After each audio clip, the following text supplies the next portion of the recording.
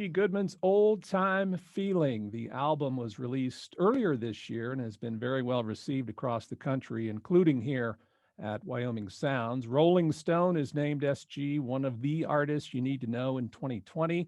The album was co produced by fellow Kentuckian Jim James from My Morning Jacket. Welcome, S.G. Goodman. You doing all right? Pretty good. Thanks for having me. Yeah, our pleasure. Jim James said he was spellbound when he first heard you. How important was it to have Jim co-producing? Well, it was important for me to team up with another Kentuckian, that's for sure. And I feel like Jim's music, both his solo work and with My Morning Jacket, kind of, you know, treads a fine line between genres, which I find that my music does too. So I felt like we would understand each other, and um, you know, I've never heard a bad word spoken about Jim, and he's lived true to that. He's a very positive person, and he was a real joy to work with on the project. What you recorded in both Louisville and Paducah, right? Yes. Yeah, it was great to be able to, my song Redbird Morning on the album is actually a demo, and I couldn't seem to beat it when I was in the studio in Louisville. So it was a real pleasure to also get to include a track that was recorded closer to where I'm from in Western Kentucky. When did you discover your passion and your talent for writing and making music? Um, I feel like being raised in church, I was always around music. I laugh because people ask me sometime, what are your earliest memories of going to concerts? And I always say that I went to a concert 3 times a week. So I feel like with being pressured to perform, once someone discovered that I had a decent voice as a child, I was kind of, you know, forced to using my voice for the Lord, whatever, and so it was always kind of a part of my upbringing.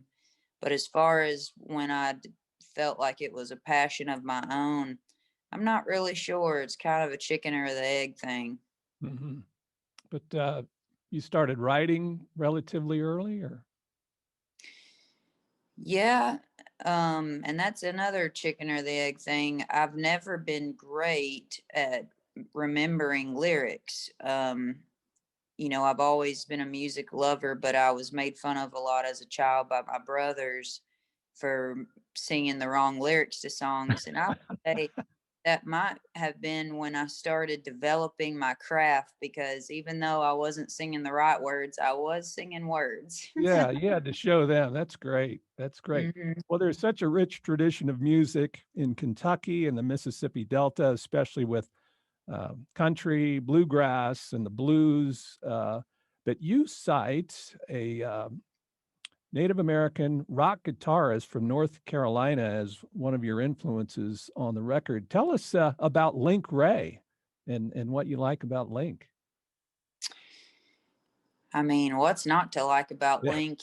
Um, well, I have a condition called obsessive compulsive disorder, and somehow when it comes to music, what that does is I'll focus on one album maybe for years at a time. And I was compulsively listening to Link Ray's album from 1971, his self-titled, and that was a really interesting album. And I get really into the research behind work sometimes when I become obsessed over it. And to find out that that album was recorded on I believe a 4 track.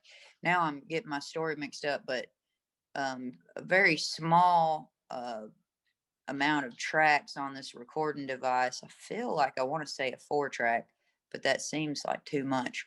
Um, but it was recorded in a converted chicken coop in Maryland, Cool. and I, there's tones in there that cannot be replicated. And you know, as I started talking about this album to other people, I found out that some of the tones that he got from that album were taking either plugging it straight into the reel to reel, or also actually miking the window panes outside of the building.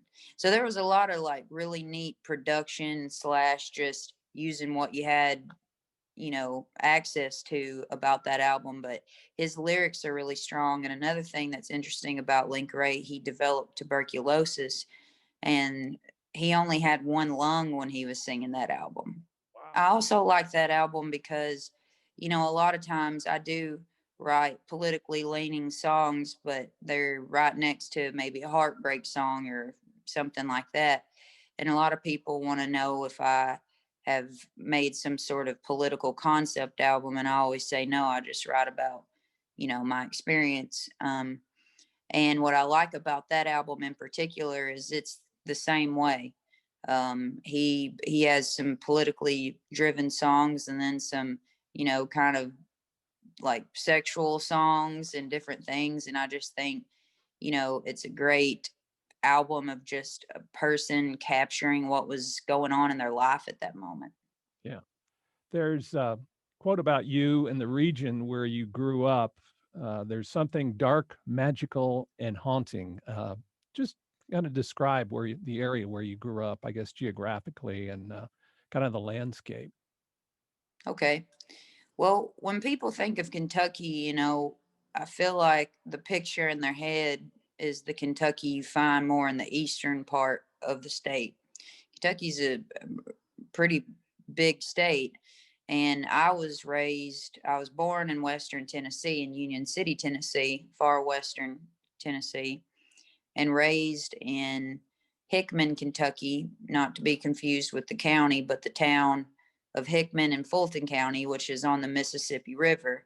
So I'm from a farming family, and a lot of people wouldn't imagine that where I'm from looks more like Delta land. So you're thinking of, thousands and thousands of flat land.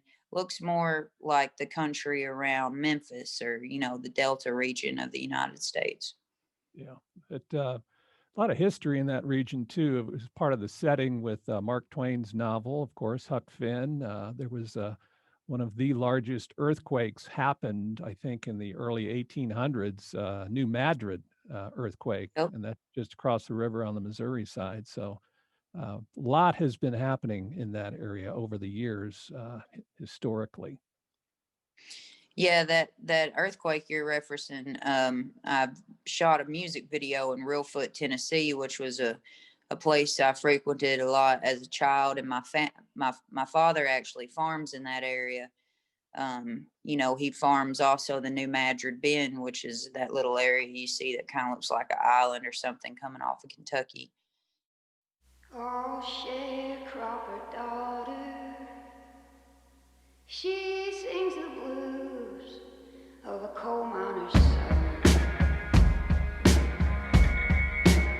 She said that I know what you're thinking when you hear the way I talk, when you hear the way I talk, when you hear the way I talk. She said that I know what you're thinking when you hear the way I talk, when you hear the way I talk, when you hear the way I talk.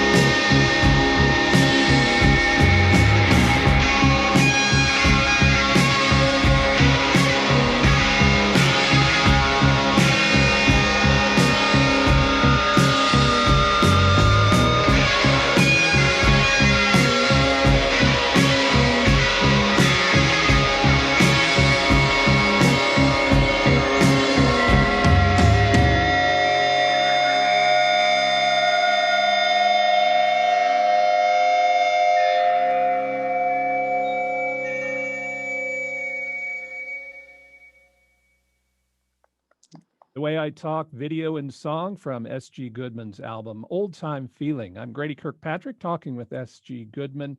How did you select scenes for the video, The Way I Talk? Well, I actually wrote the treatment for that, and I think it turned out decently close to what I had envisioned. It was funny, I had to throw that together in about less than a week because I'd called, that's my family farming in that video. That's that my niece was 3 years old when we shot that video.